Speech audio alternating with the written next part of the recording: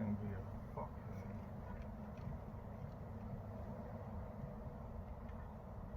absolute fucking.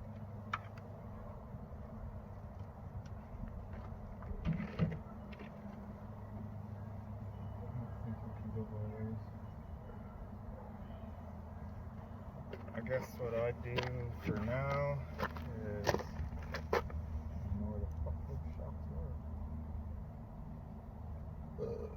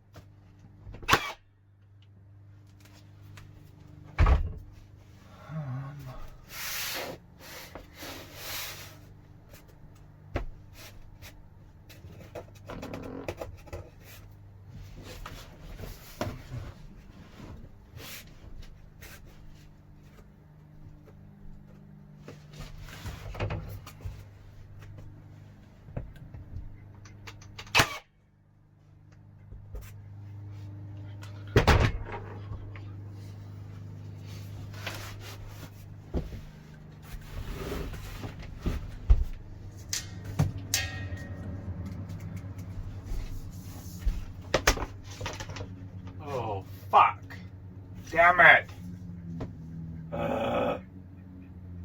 Motherfucker.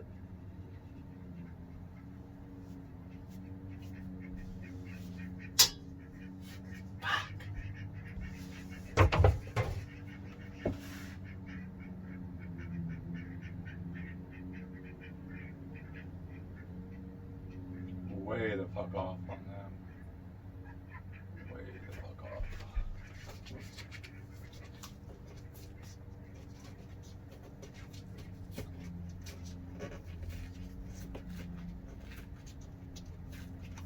Well, I'll just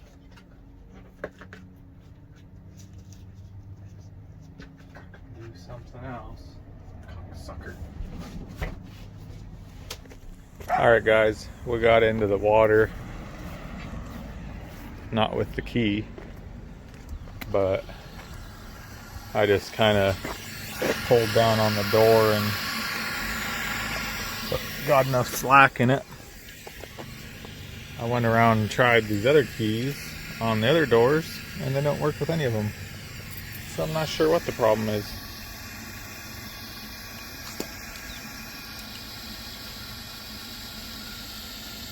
So I guess while we're letting that fill up,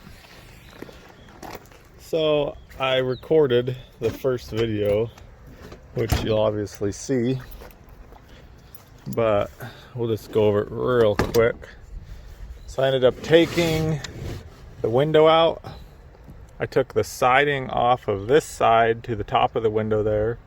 On that side I just took this first piece off right below the window. I resealed all that. If you notice how this canopy is about flush at the top with the window there, and over there it's about 4 or 5 inches over.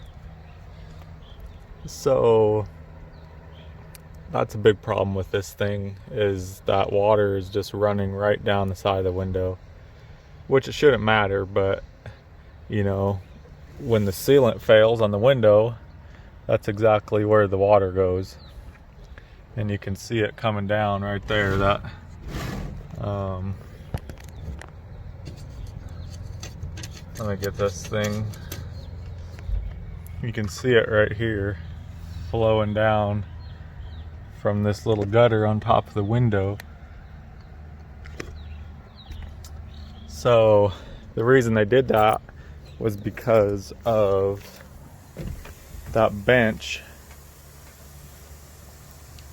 and I guess not necessarily even the bench, there's like a cubby hole back behind there, so then that scooted the bench out, so they scooted the window over a little bit. It's still not centered in between the dinette or the table, but they centered that window shade between the camper, but the window is this way a little bit more.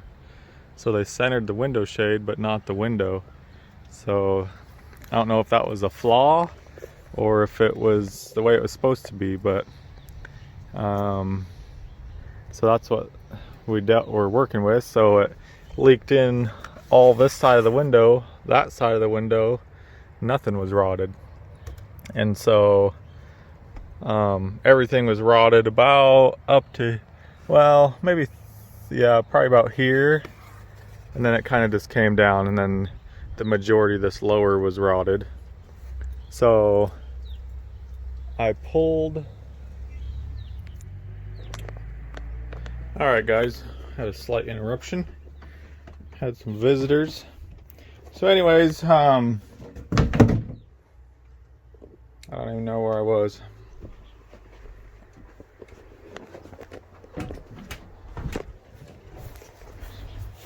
Yeah, so I took all, everything was rotted through the front here, so I had to pull these. This latch is kind of fucked up, but pulled all that where the black plywood is right there. I ripped all that out, the top.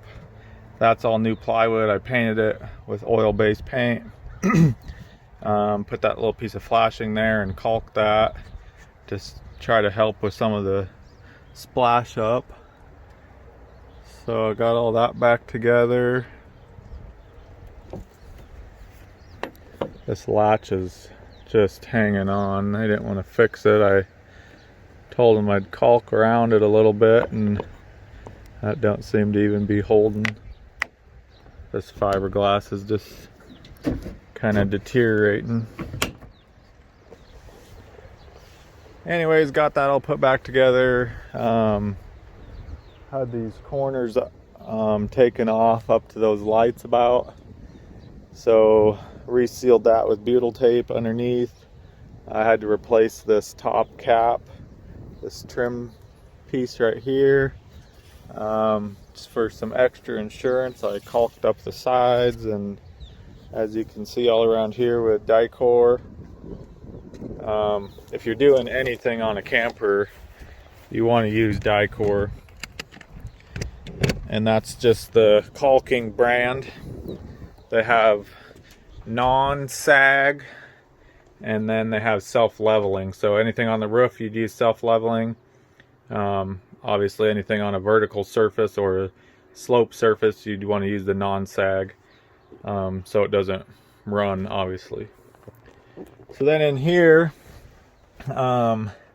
this was the white wallpaper looking shit, just like an 1/8 inch plywood with that wallpaper crap on it. So that was all rotted and shit, so I had to tear all that out.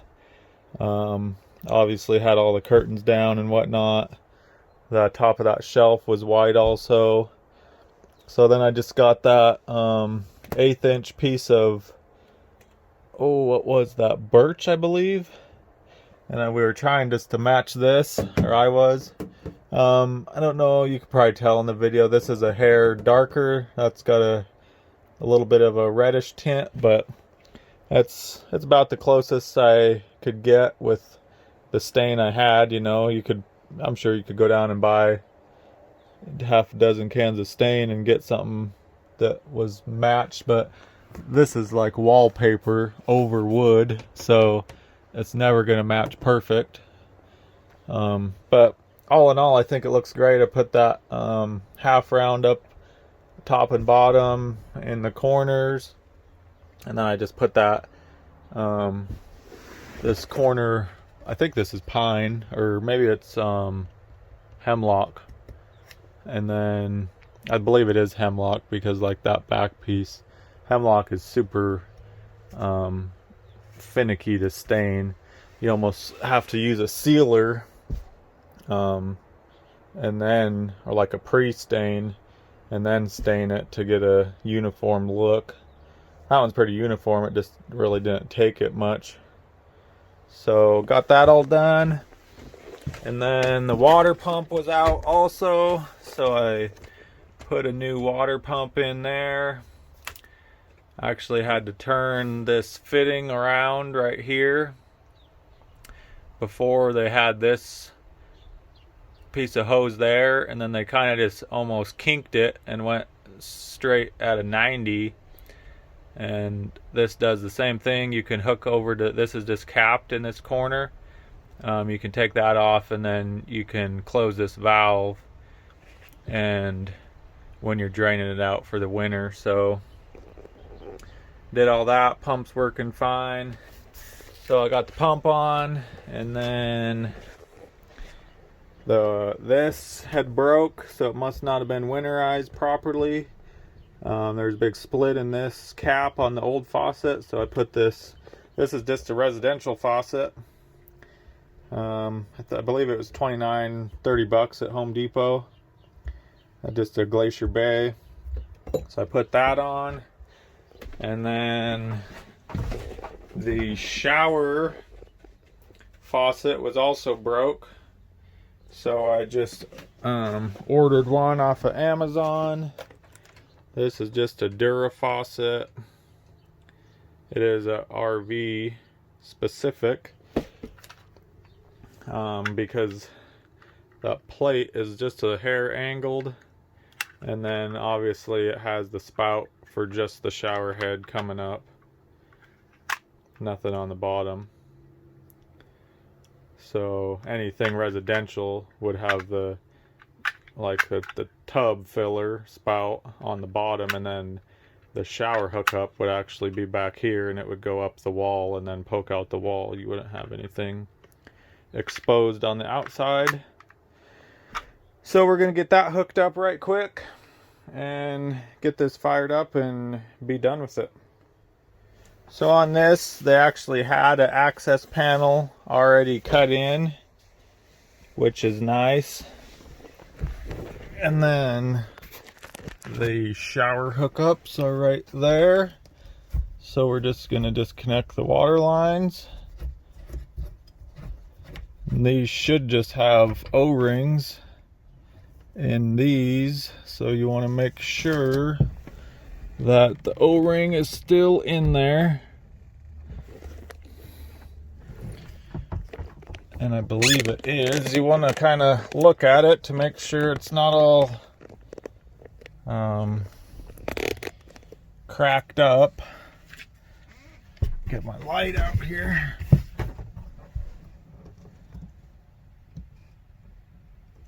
So yeah, the O-ring is still in good shape and still in there.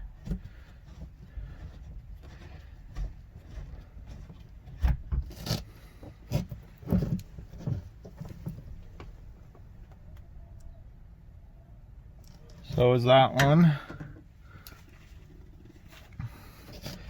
And then we'll just undo these, which are holding the faucet on. Looks like it's got some silicone on there also.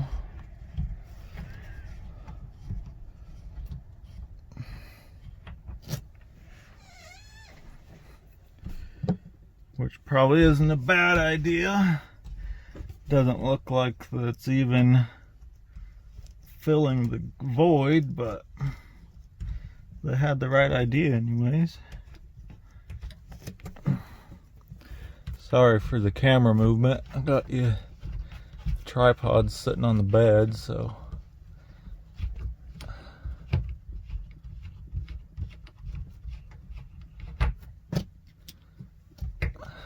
then we'll just kind of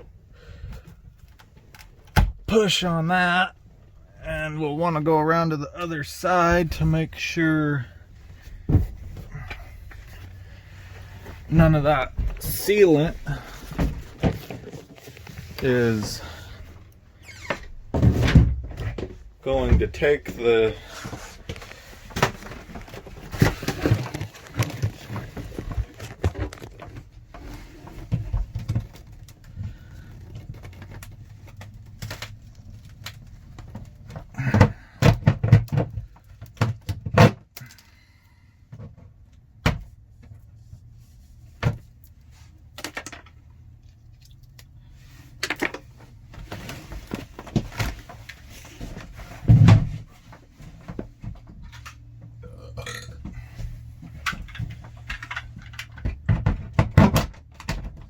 make sure our fit is good on that. And I'll get my sealant and put some more around there.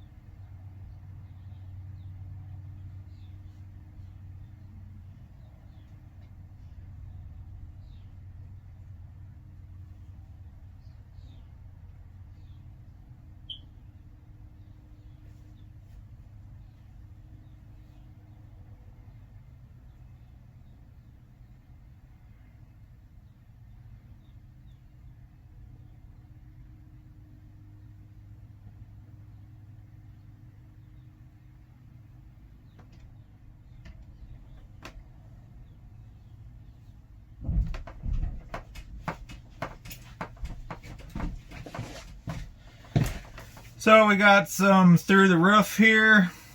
This is made by Sashco. This is really good silicone.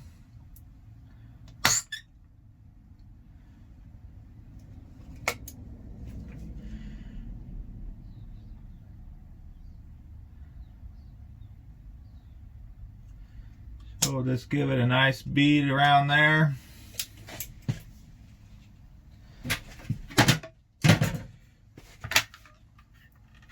We'll slide this in.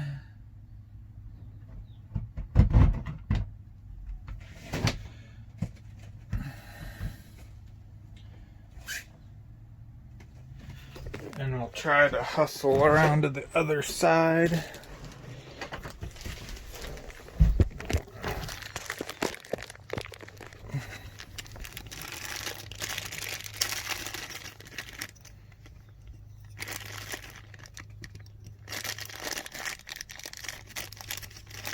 Oh, look at that. New washers for the water line. So that's nice. And they even have a gasket to go on the back here, which is nice too. So we'll put both of those on.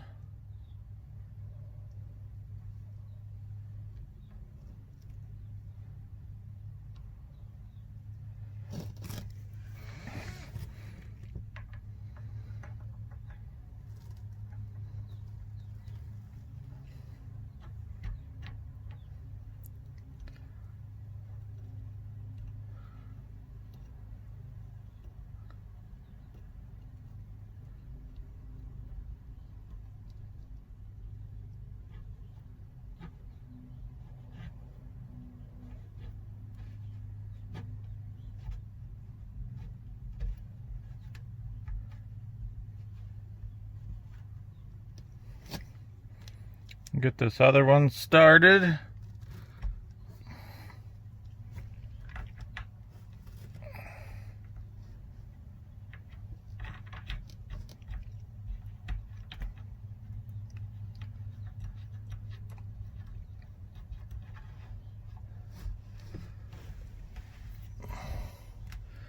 I'm going to run around to the other side real quick just to make sure that that's still lined up properly.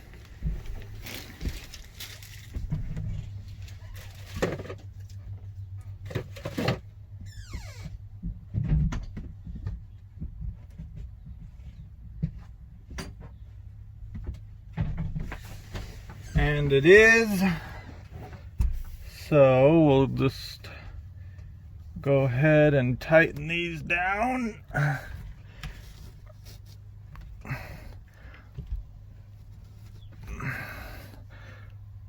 Alrighty.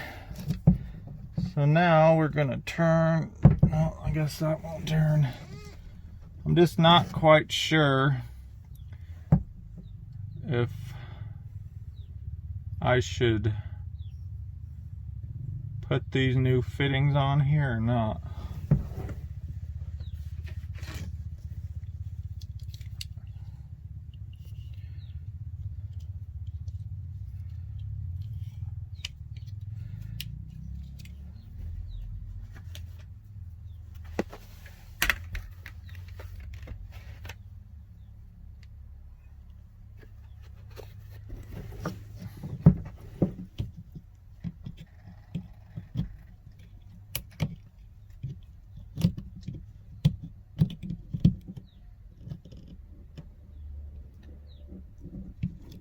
And the only reason I say that is because I just hope they fit.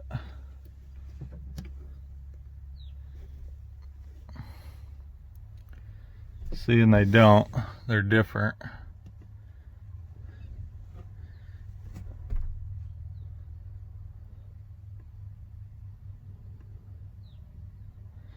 But you can almost see this little ledge here. Right here. That's from the old faucet, from the old pipe, the indent. So if this new pipe is up a little further or back, and it doesn't meet that same indent, that's where you'll get your leak most of the time. So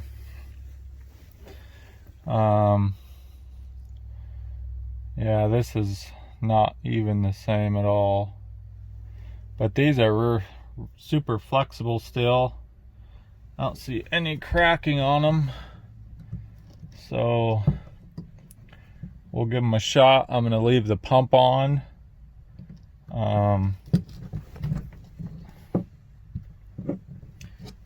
At least overnight. It'll probably be a few days until this camper's picked up. So I just want to make damn sure that I don't have a leak before I send it away. And it's always the best practice to turn your pump switch off when you're not in the RV. Because as long as you're in it, you will hear, if you don't turn the faucet on and the pump starts running, most of the time it'll go and that's what it does usually when you have a small leak. That pump is just losing a hair bit of pressure, so it's just satisfying itself and getting pressurized back up. But that's a relatively easy way to see if you have a leak, or know that something ain't right, and you can investigate. So anyhow, we will turn this pump on. See how it just pressurized real quick and then it stopped?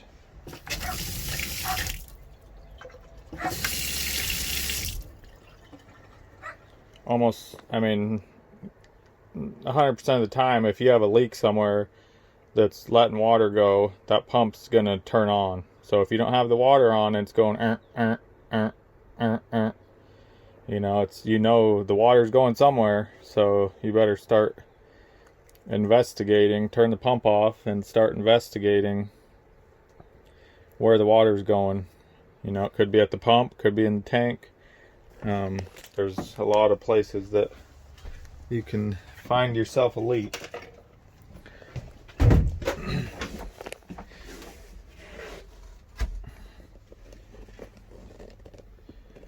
So we will get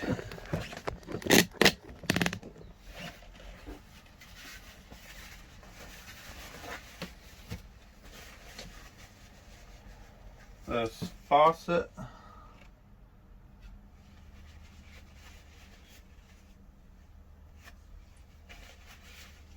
squared away here. This has an O-ring in it. Make sure that guy's still in there.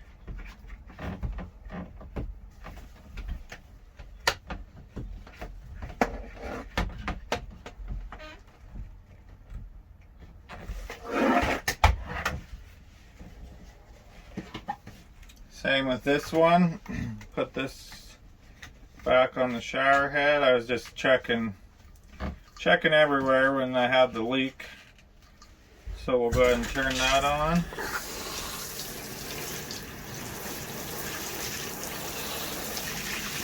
That's looking good on this side. Same with that one.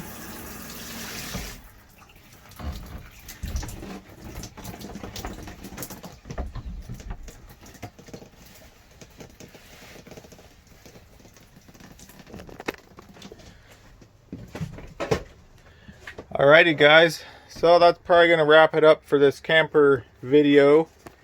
I'm not sure how many videos will be in this little series, but I'll go back and review the footage, and hopefully I got enough to make a few good videos out of it. And yeah, we'll see you on the next one, guys. Take care. And just real quick guys, just a little pro tip here. These are all the parts from the old faucet when I took it all apart and I was kind of troubleshooting it. You know, save these. This is I get, you know, I have boxes of shit, and I'm not telling you to be a hoarder or nothing, but you know, if you guys are going to do this a lot, or you know, even as a hobby or whatever, and that's all I do it as, you know, save this stuff. It comes in handy. You know, you get a camper, or maybe it's your own camper, you know, and you, through the years, you have 3 or 4 campers or whatever it may be. You know, you have a broken knob, well, there you go. You know, you get a camper that you're putting a, you know, someone says, oh, can you replace that plate? Well, they might not make it, and so you just throw that on, and you know, you might be doing some other stuff, and so that's just a little bonus. You might make a couple dollars on the cover, and you know, if it's a bigger job, you just might throw it in, and then they're tickled to death. They feel like they got something for free, and everybody loves that. So yeah, just make you a bucket of spare parts and pieces. They'll always come in handy. My wife bitches at me all the time, but you know, you might not ever use them, but if you do this stuff as much as I do, on your own, and like I think it's a 73 Alaskan camper that I'm restoring. You know, all this stuff comes in handy, and it can save you a lot of cash in the long run. So just a little tip there. All right, guys, catch you later.